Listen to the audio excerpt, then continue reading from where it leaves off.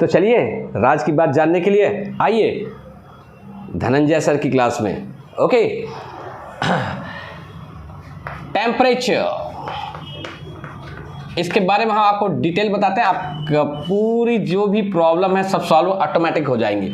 देखिए temperature, there are 3 common scales, there are 3 common scales to measure temperature, right?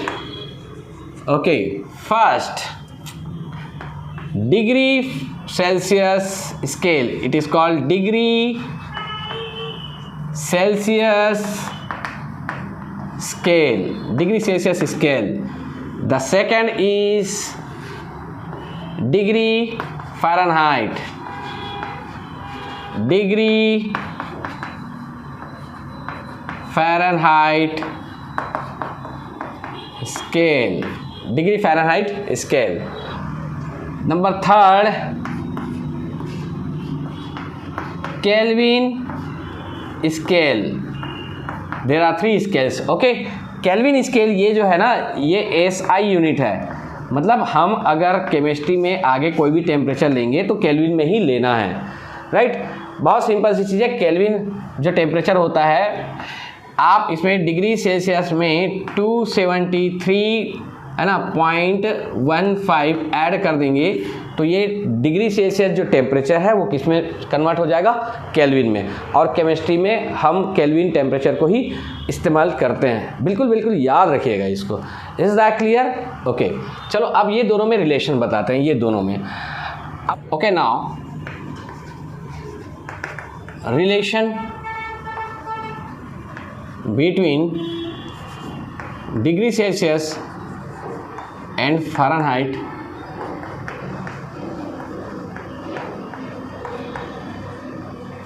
Temperature, right?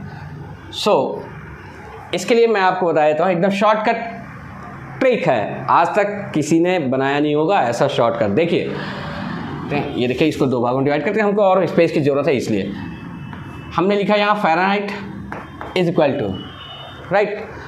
तो Fahrenheit is equal to, Fahrenheit देखिए कौन से number का letter है English alphabet का? 1 2 3 4 5 और ये 6 होता है ना। और 6 का उल्टा, ये जो 6 है उसको ऐसा उल्टा कर दो तो क्या हुआ? 9, राइट? अब देखते हैं कि 6 से पहले क्या आता है। 6 से पहले क्या आता है? 5। तो यहाँ पर हमने लिख दिया 5 और यहाँ लिख दो आप डिग्री सेल्सियस। क्लियर है? प्लस का साइन लगा देंगे। अब देखो यहाँ मैंने क्या लिखा? Degree Celsius. सी लिखा। अब देखो सी कौन से नंबर का है? जैसे हमने बताया ना, एफ कौन से नंबर का था? 6 नंबर का। अब देखिए यहाँ पर सी कौन से नंबर का है? लेटर A B C, मतलब नंबर 1 2 और 3। तो ये 3 लिखें और 3 से पहले क्या आता है? 2, तो ये 2 लिख दिए। बस ये आपका बन गया एक फार्मूला जिससे आप फ़ारेनहाइट को डिग्री सेल्सियस में या डिग्री सेल्सियस को फ़ारेनहाइट में आप चेंज कर सकते हैं। क्लियर?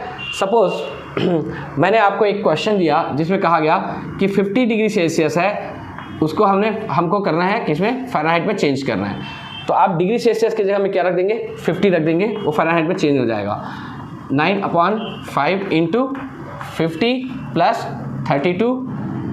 अब देखना कि हमको मालूम है ना बोर्ड मास।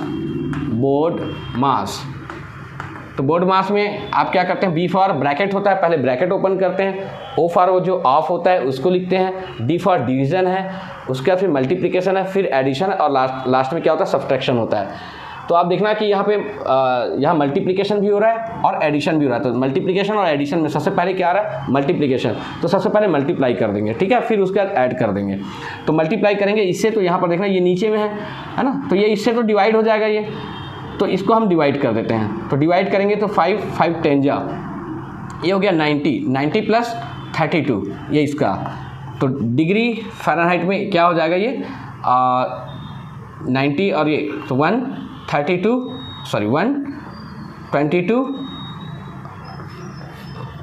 ये आपका हो गया डिग्री सेल्सियस को फ़ारेनहाइट में हमने चेंज किया तो 132 हुआ।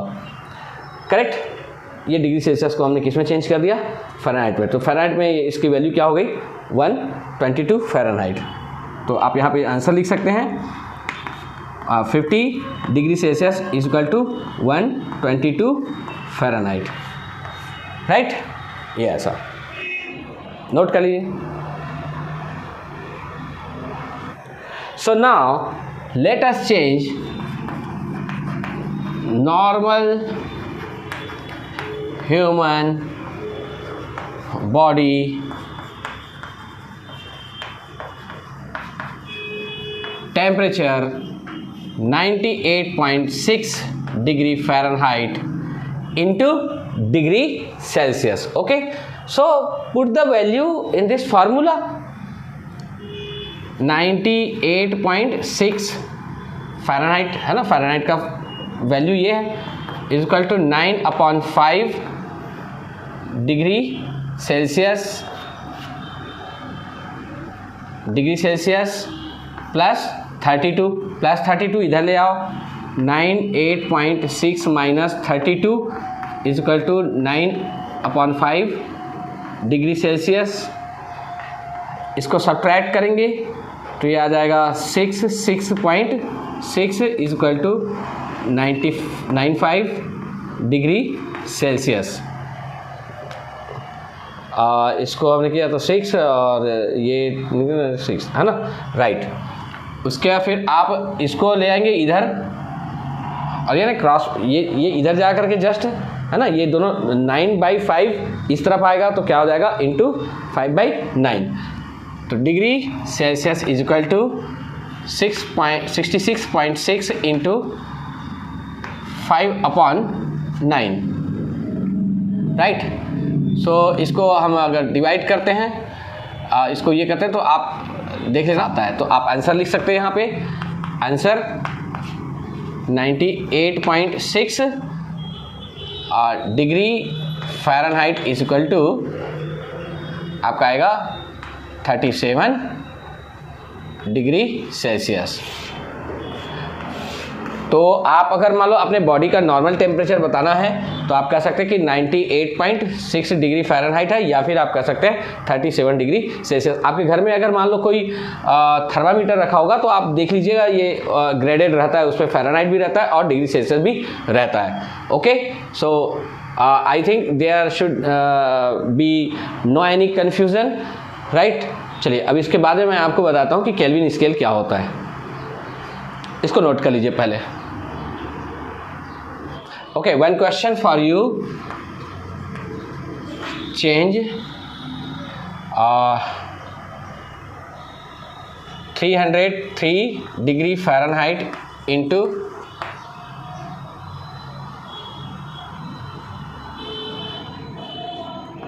302 कर लो degree Fahrenheit into degree Celsius and Kelvin. Okay, आपको ये दोनों में कन्वर्ट करना है। सेम रख दो फार्मूला। फ़ारेनहाइट दिया है कितना, 302 equal to 9/5 degree Celsius plus 32 इधर आ जाएगा। 302 minus 32 equal to 9/5 degree Celsius. इसको माइनस किए, यह आ गया 270 इक्वल टू 9/5 डिग्री सेल्सियस। अब आप इसको इधर लाएंगे तो ये 5/9 हो जाएगा। तो degree Celsius is equal to 270 into 5/9 और 9 से इसको डिवाइड किया, 9 3 जा 9 0 जा इंटू 5 और ये आ गया आपका 150 डिग्री सेल्सियस। तो आपने देखा कि 303 degree Fahrenheit is equal to 150 degree Celsius. अब ये डिग्री सेल्सियस जो है उसको केल्विन में चेंज करना है। आपको केल्विन स्केल मालूम है, केल्विन इज इक्वल टू क्या होगा, डिग्री सेल्सियस प्लस आपका 270.15 होता है। अब ये डिग्री सेल्सियस की वैल्यू क्या है, 150, तो ये 150 हो जाएगा प्लस 273.15। अब इसको ऐड कर देंगे तो ये 15 आ जाएगा और ये 3 और 5 में गया 2 और ये 4, तो 423 423 केल्विन। देख लेना यही आएगा, नहीं आएगा चेंज कर लेना, जो भी आएगा आपका है ना, ऐड कर लेना अच्छे से। ये 3 आया और या करेक्ट, ठीक है। इस प्रकार से आप इसको कन्वर्ट कर सकते हैं। कभी कभी क्वेश्चन ये भी पूछा जाता है कि बताइए कि वाटर का फ्रीजिंग पॉइंट क्या है। वाटर का फ्रीजिंग पॉइंट तो आपको डिग्री सेल्सियस में बताने के साथ साथ आपको केल्विन भी बताना है, राइट। केल्विन में बता सकते हैं आप, फ़ारेनहाइट में भी बता सकते हैं। तो खैर फ़ारेनहाइट में नहीं बताते हैं, जनरली हम केल्विन में उसको यूज़ करते हैं। तो इसमें बहुत सिंपल सा है, यही वाला फार्मूला लगा देना, ये वाला, तो आप कुछ भी निकाल सकते हैं। नोट कर लीजिए पहले 8 watt temperatures does water freeze and boil। Correct solution, ये आंसर है इसका। देखो आपको पता है कैलकुलेट इन केल्विन, इसमें है कैलकुलेट इन केल्विन। तो freezing point of water is equal to क्या है 0 degree Celsius. Freezing point of water is 0 degree Celsius. अब इसको केल्विन में चेंज करेंगे तो केल्विन इज इक्वल टू क्या होगा डिग्री सेल्सियस प्लस 273.15। अब डिग्री सेल्सियस क्या है 0 degree Celsius. Freezing point of water is 0 degree Celsius है ना, ये 0 डिग्री सेल्सियस।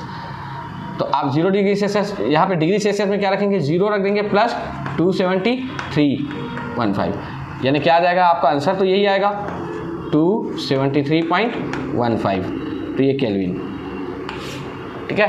तो आपका वाटर का फ्रीजिंग पॉइंट क्या हो जाएगा 273 केल्विन, करेक्ट। इसका बॉइलिंग पॉइंट देखते हैं। Boiling point of water is equal to, आपको पता है ये 100 डिग्री सेल्सियस होता है। अब आप फिर से केल्विन इसके में चेंज करेंगे तो आप डिग्री सेल्सियस प्लस 273.15 नहीं लिखेंगे तो भी चलेगा। यहाँ पे क्या होगा 100 प्लस 273.15, यानी ये हो जाएगा आपका 373.15 के।